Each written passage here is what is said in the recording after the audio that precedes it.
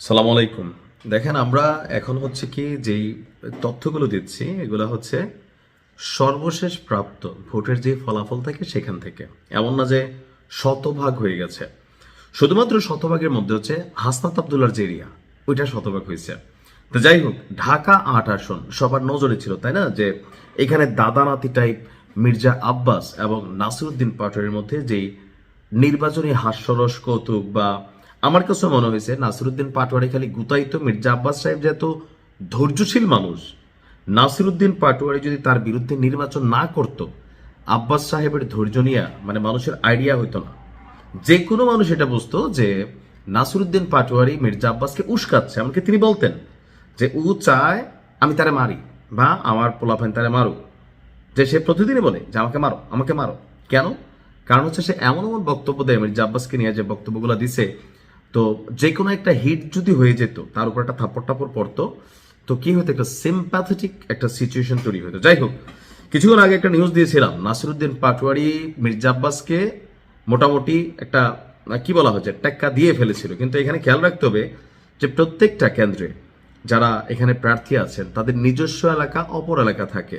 এখন আমরা যখন অনলাইনে দেখি নিউজ যে 10টা কেন্দ্রের 12টা কেন্দ্রের, এখন এটা কি তার নিজের এলাকার কেন্দ্র নাকি তার যেই এলাকায় বাট একটু দূরবর্তী বা ওই এলাকাতে অন্য প্রার্থী আছে সেই কেন্দ্র, এটা কিন্তু আমরা গণমাধ্যমে এরকম পাই না।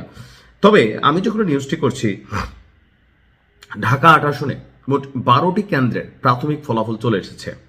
এতে নাসিরুদ্দিন পাটোয়ারির কাছ থেকে 926 ভোটে এগিয়ে আছেন মির্জা আব্বাস। তো এখানে অনেকগুলো ভোট কেন্দ্র আছে, এর মাঝখানে এগুলা খুবই কনফ্লিক্টেড এরিয়া। তো নাসিরুদ্দিন পাটোয়ারি আবার অভিযোগ নিয়ে গেছে নির্বাচন কমিশনের কাছে। তার বক্তব্য 6টা আসনে ভোট কেন্দ্রে ভোটের যে গণনা বা কি বলে যে ফলাফল, এখানে আসলে কিছু প্রশাসনিক ঝামেলা বা ইলেকশন মেকানিজম চলছে।